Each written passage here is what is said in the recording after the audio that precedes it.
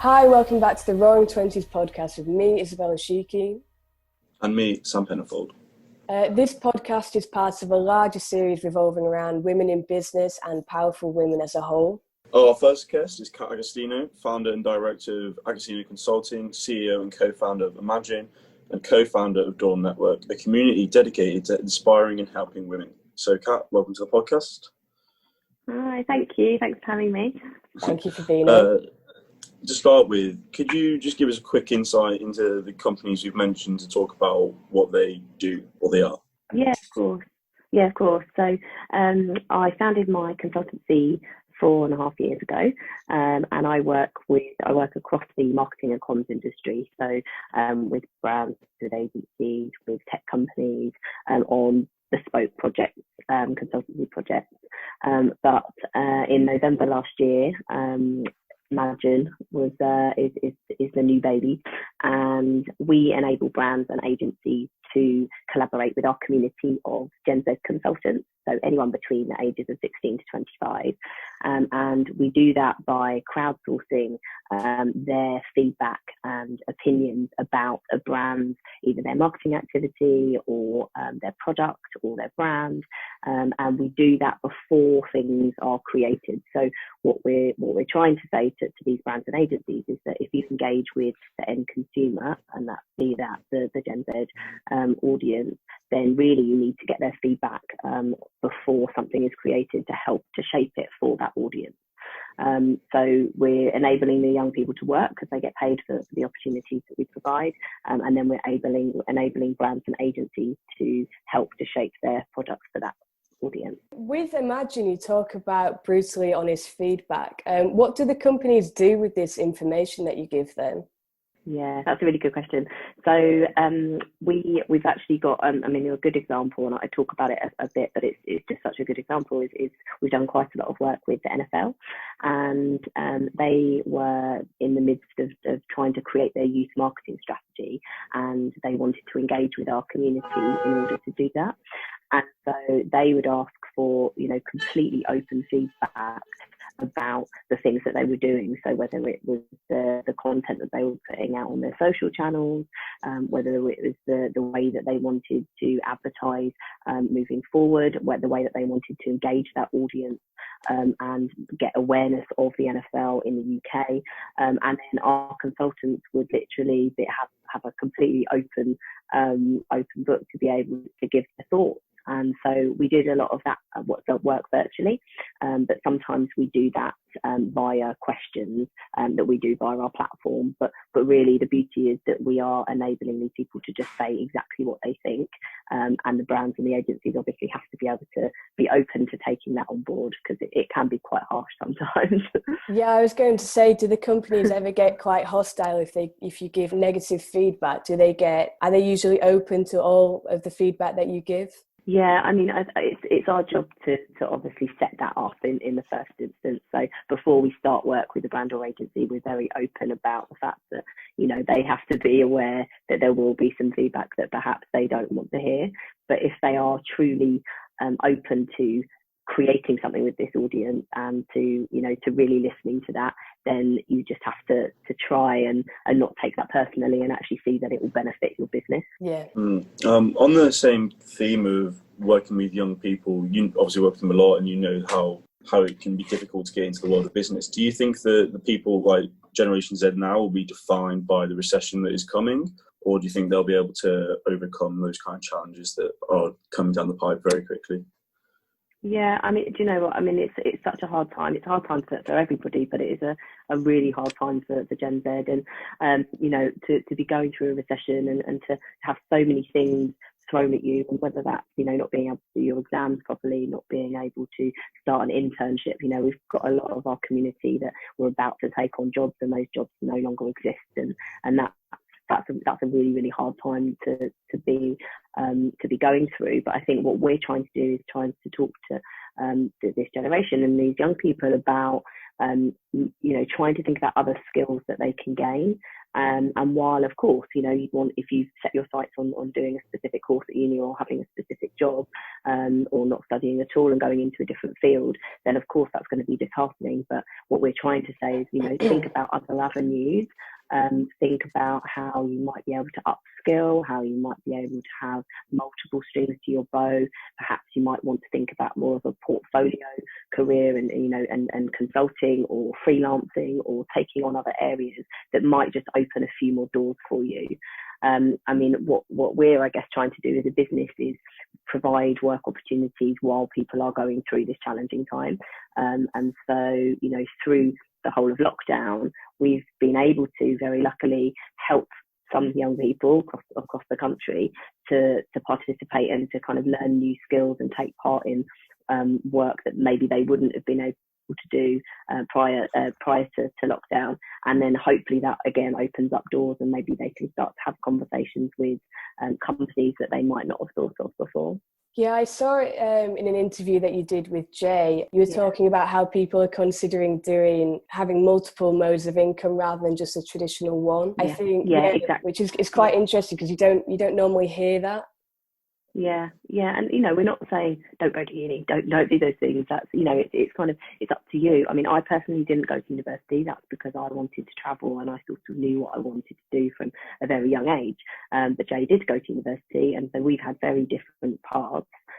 But actually, you know, I've had more of that portfolio kind of multifaceted career in the later years of my career, and you know, and Jay hasn't. And so it depends what works for you. But we're just saying, you know, it could benefit you if you do train or think about other things and it might just open your eyes to new experiences. You know, you might not end up going into a career that you perhaps dip your toe into, or a job that you perhaps try, but it might open your eyes to new experiences, and that could help you in your future.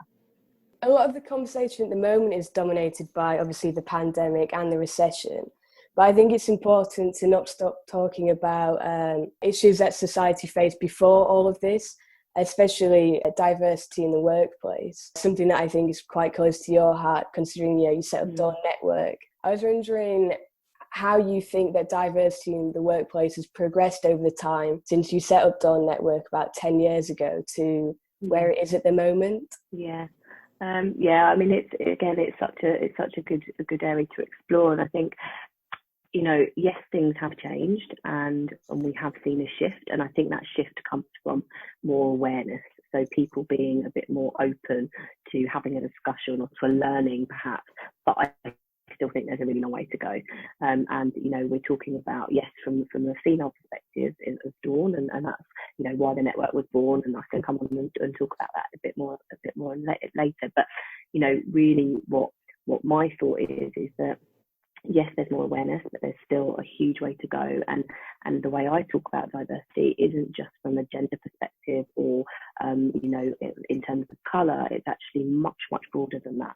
And, you know, if I look at the work, again, that we're doing with Imagen, it's about your heritage, but it's also about your parents' income. It's about the location that you live in. It's about whether you're on free school meals or not. It's about disability. And so I think we have to be really aware that when we talk about diversity, it's not just about your ethnicity and or your gender.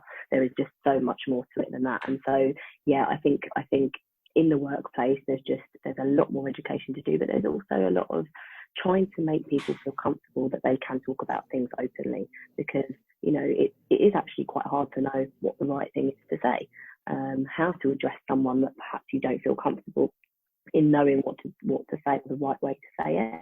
And that is only going to come from education and from people having lots and lots of discussion and trying to uncover that and not being afraid to ask questions. I really like that you said there's more about not just ethnicity or sex, and there's loads of different factors, because I myself, I have dyslexia, so I quite like the idea of life of diversity. To me, it's like really important, because it's the way I just think differently to most other people when it comes to like certain issues. I'll approach things like I have different strengths and different challenges than kind of a person without dyslexia. So I think it's really important. But what for you specifically, why do you think diversity is important for you? Like, what makes it something that inspired you to create Dawn Network? Yeah, I mean, back then the reason for Dawn was actually that we were there were four of us that co-founded the network 10 years ago. Well, actually, we're coming up to our 11th birthday. It's crazy, and we were sat in a coffee shop, and we were a lot, younger in our careers, more junior in our careers, and there wasn't really a place or a network that was accessible for women to help them to develop, to have a space to be inspired. And there were a couple of networks that existed that were fantastic, like Wackle, but it wasn't as easy to get into something like that. That's more of an invite-based network, and we didn't feel that was accessible for everybody at every stage of their career. So we started Dawn, and we started to run events every quarter, and that's something that up until lockdown we've maintained throughout that 10 years. And it's really about being able to create a space for women, to help them professionally, to help them personally, to be able to hear from speakers that they might not necessarily be able to hear from, usually to discuss topics that are really important to your career but also to your personal life. To have a place to network. Network can be quite a scary thing for some people, and we've made that a nice environment for people to feel able to talk to other people. And it was, the idea was born that we didn't feel that there was enough, and there are a lot more female networks popping up. But diversity in thought is something that has always been really important to me. So yes, it's about fair opportunities for everybody, but it's also about enabling and trying to gain insight and ideas from people that maybe you wouldn't have naturally gone towards. So it's challenging your own unconscious bias, for example, and often people flock towards people that are very similar, but actually why not try and experience something new and start a conversation with somebody that you might not naturally be drawn to, and that's the way that you can start to think more about diversity. And that's what's been really important to me from an early age, but also very much now with Imagen. Do you think your approach to Dawn Network has been very much influenced by your own experience as a woman in business? Yeah, absolutely. I mean, I think definitely early on, because we felt, I felt, and the co-founders of Dawn felt that there wasn't that opportunity or that network for us. So that was definitely something that we'd experienced. I mean, I'm very lucky in that I've had a great career, and I feel very grateful for that. And I've worked really hard. I have had to fight for equal pay throughout my career. But luckily that's something that I had very good mentors, very good bosses, very good support people around me that actually encouraged me to do those things. And they weren't always women, they were also men. So I think it's just something that I've been really passionate about, is trying to create fairness amongst people. And actually, if you do have, what you see is, when I used to run big teams, if you have a mix of people within those teams, and by mix I mean all the things that we've talked about already, then actually your output is going to be far greater.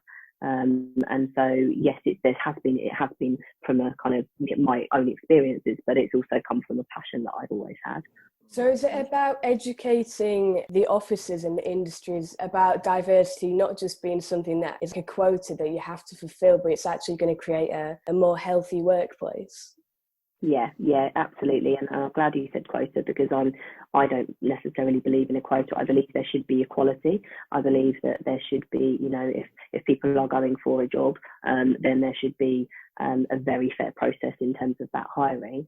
But I don't believe in just saying, oh, you need to have this number of this and this number of this, because I believe you should be hiring the best people for a job, which should encompass everybody anyway. If you are going through the hiring process properly, and you are fair in that initial approach, then actually you should end up with a diverse team, regardless.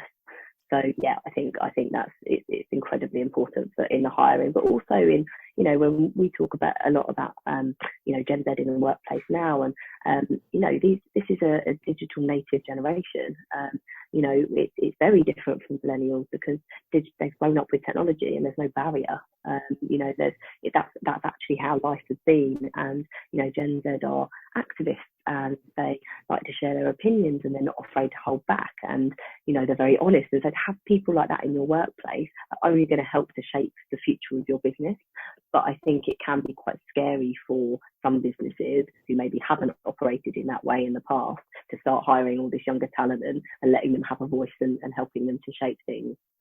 Yeah, because Generation Z, they're only just really emerging into the workplace at the moment, aren't they? You're saying 25 is the cutoff. So they're just emerging into the workplace. So companies really haven't had the chance to get used to younger people being in the workplace and experiencing what it's like to have this new generation as part of their company. Yeah, exactly that. And, I think if the first step is kind of understanding the benefit of having Gen Z in the workplace and, all the things that they can bring. But yeah, I appreciate it. It's a bit scary, but the benefits are so great. And, if you're willing to adjust and to adapt and to try, then I think there can just be such a huge upside for a business to have, this incredible generation. And, I talk about it as another generation because I'm a millennial, so I can't put myself into Gen Z, but, it's the power that that can bring, the conversations that can happen.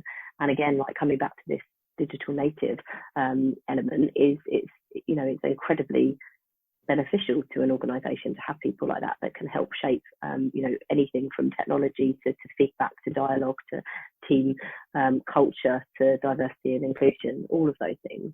It's quite funny, isn't it? Because everyone's working from home and they've got to use technology more, and it's almost like this is made for Generation Z. Yeah, it's so true. I think it's quite interesting, like how you talk about having diversity of thought and having diversity, like having these things inbuilt. I think quite often people think like, oh, diversity isn't like. I think when people think about it, people can be like kind of ignorant of the benefits. I think just like a very real world example of what you're talking about. There was an interview in Bloomberg with the CEO of Netflix, one of the the most valuable companies in the world, the most valuable stock technology companies in the world, and they talk about some of the how one of the things they attribute their success to is the fact that they always tell their teams and people who work for them, don't be afraid to make your boss unhappy and tell them if you think something's wrong, tell them your opinions. And a lot of Netflix as a company has a lot of younger people working for them.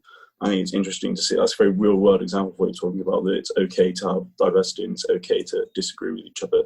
And that's just going to, in the long run, it's going to make your company, your business, like your team a better output in the end. Yeah, absolutely. And feedback is important, and obviously we talk about feedback in the whole business of Imagen, but, to have Gen Z, when we're talking to our community and they tell us that they like feedback and they want that dialogue and they want to know if they're doing well and they're performing and vice versa, and they want to be able to share, if something is going really well or if something isn't going really well.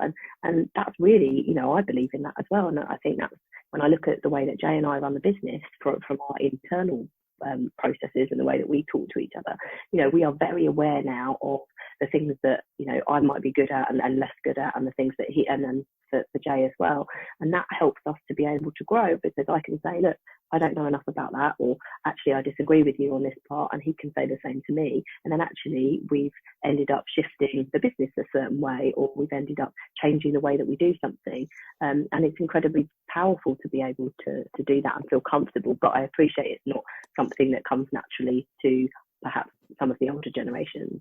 Have you noticed any specific ways that companies are changing in order to accommodate for younger people emerging into the workplace? Yeah, I think we've spoken to a few brands and agencies about that, and I think it's again from that hiring process and being open. And I think there are certain things that are really important to Generation Z, and that's ethical consumption and things like that. So it might be even as what might sound simple, but proper recycling or and work-life balance is hugely important. Yes, it's important for everybody, but Generation Z expect it.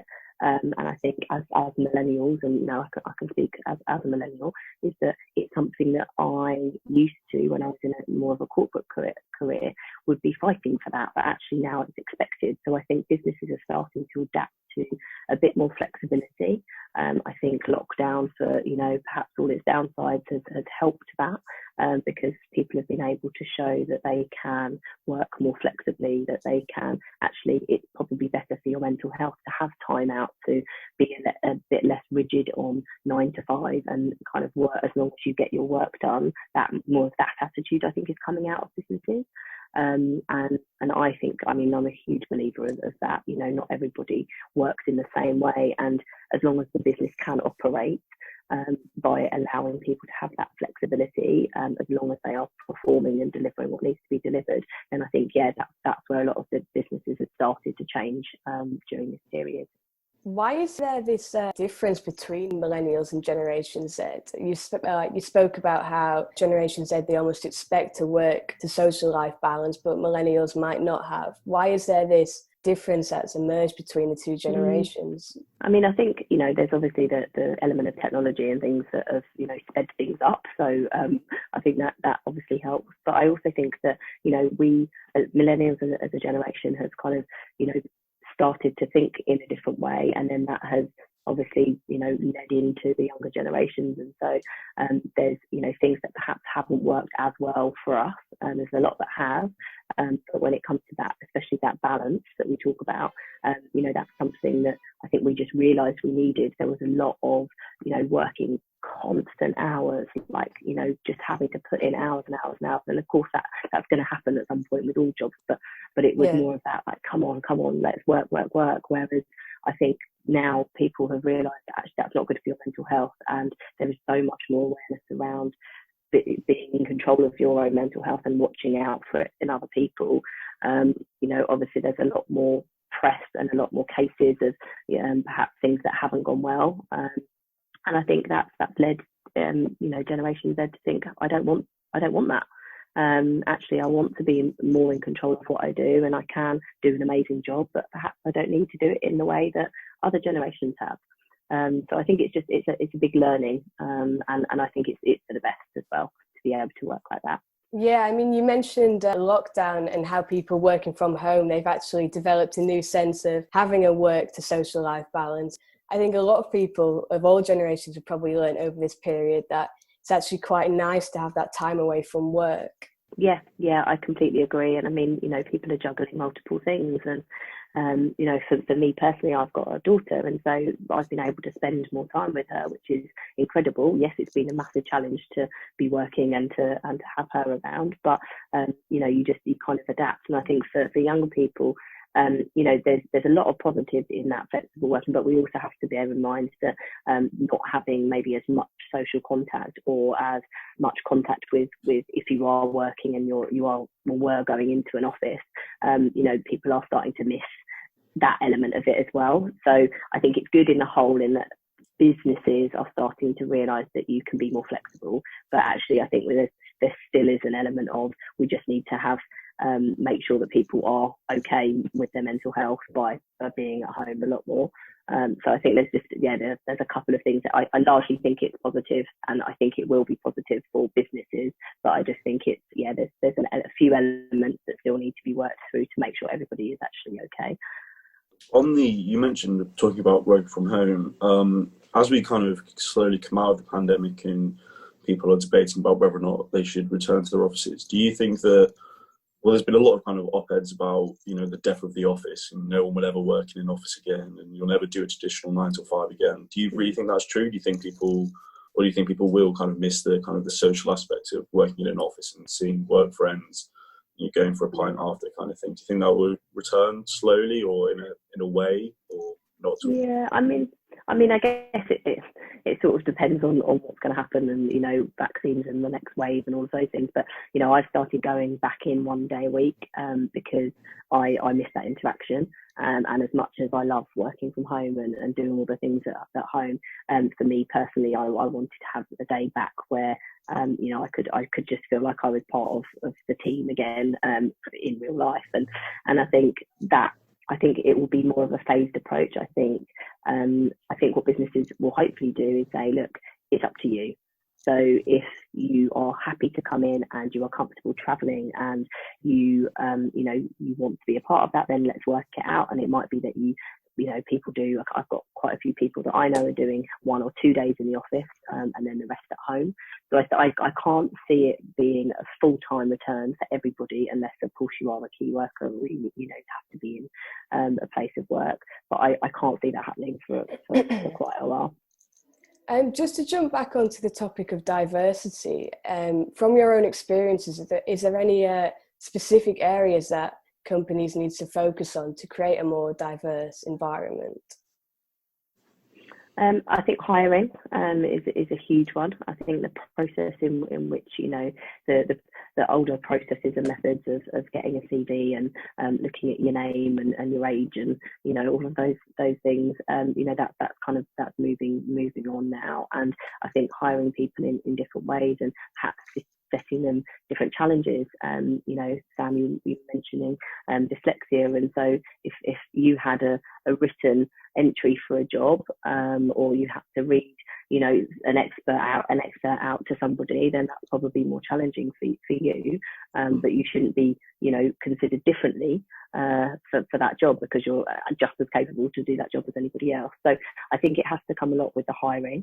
I'm not an HR expert, so I can't talk in detail about that, but yeah, I think it has to come in with the hiring. But I think most important is to be able to have a dialogue and to ask questions and to provide a space, and whether that's one-on-one with people or whether that's part of a bigger team, organisation, then you have to be able to provide a space for people to ask questions and to have a dialogue to make people more aware of how to treat other people and how to act. And it comes back to that point of being able to ask a question. Do you feel comfortable saying to someone, are you registered as disabled? But a lot of people wouldn't feel comfortable. How does someone that is registered as disabled feel if someone was to address them in that way? And until you sit people down and have that conversation and work out how people would like to be talked to, then I think you can't really move on from there. So for me, it's all about that feedback, continuously talking about it and making people aware. And you can do that virtually, you can do that in an office, you can do that wherever you are, but you just have to encourage that conversation. Just to finish off the podcast, Kat, I was wondering if you could possibly explain some of individuals' experiences and how Dawn has helped them in any way. Yeah, of course. Yeah. We're really lucky because we've had, since the start, we've actually had people that have, a bit like us, have grown with us through Dawn. And I guess that's testament to what we're doing, that, people want to come to the events, they want to engage with us. And we put together for our 10th birthday last year, we put together a show reel and just highlighting some of the achievements, and it included some of the feedback that we'd had from attendees.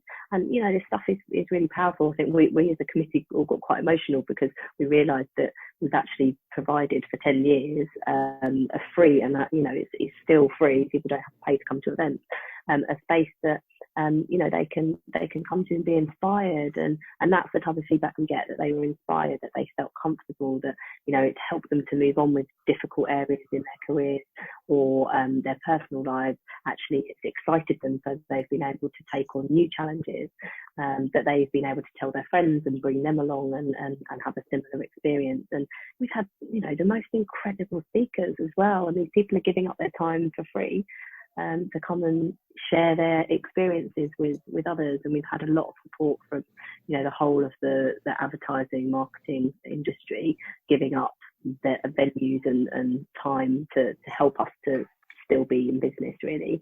And as a committee as well, the fact that we've got a group of women that give up their time, dedicate it to Dawn, as a side job on top of everything else, is amazing. So yeah, it's just an absolute pleasure to still be a part of Dawn.